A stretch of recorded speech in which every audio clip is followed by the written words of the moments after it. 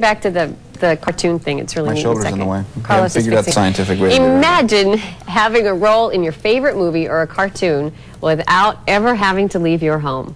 Well, the advances that are happening in computer technology, that is not such a far-off dream. The latest types of CD-ROM computer games, they're interactive and they make you feel like you're a part of the movie or right there on your computer screen. Eric Spillman continues his tour of George Lucas Skywalker Ranch in Marin County, and this time he looks at how Lucas is developing futuristic video games.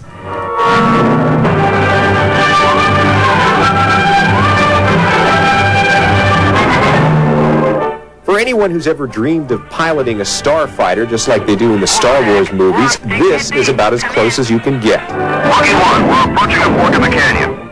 It's a new kind of interactive computer video game designed for CD-ROM, and it makes you feel like you are a part of the action.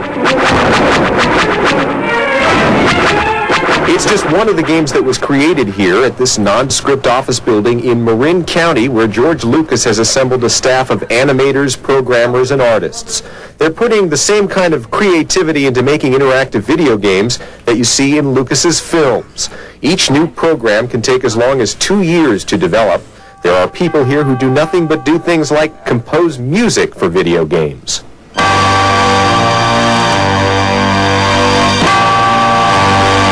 So get this, Lucas has a staff of professional testers. These are guys who get paid just to play video games all day long. They're looking for programming errors before the games go on the market. What a career. This is a job, though, that I sort of think I could get into. The Lucas people are very excited about the games they're making for CD-ROM, which is the newest computer format.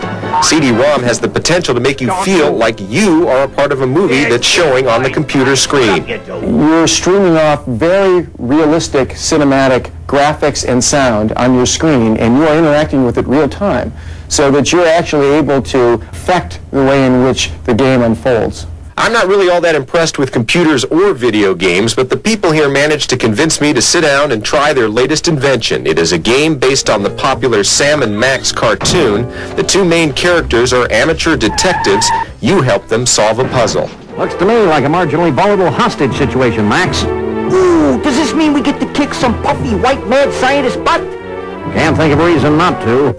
You move them around and help them make choices, and they talk back to you. Gratuitous acts of senseless violence are my forte. You're such an adorable urchin, Max. There's a lot of basic cartoony slapstick stuff going on in here. Nothing grotesque, no severed limbs with blood spurting out. That's not that kind of a game, but kind of brutal, standard slapstick, the kind of stuff we were all raised on and which really doesn't harm anybody. You can't help but like Sam and Max. They're kind of wacky, even though I am not much of a computer buff. Actually, it would take as many as 100 hours, as possibly 100 hours to get from beginning to end of this game, and we didn't have 100 hours to play it. But you're going to get a chance to try it out as well on the set, and we'll see how well you do. From Marin County, Eric Spillman, KTLA Morning News. Can you turn it around? Can you guys see it? I don't know if you can see it, but There's the dog and the rabbit. It's kind of cute. we had it all wired up. Oh, you got them to go downstairs. They were upstairs before. You see them? Oh, there we go. Okay. We got it hooked up. Oh, there you go.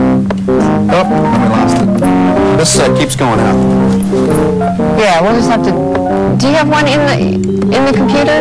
No, we have to keep turning this around? Oh, well, we'll show it later. Oh, well, it went out for now. It's our plugs, not the computer. We'll be right back. We just have a bad hookup, huh?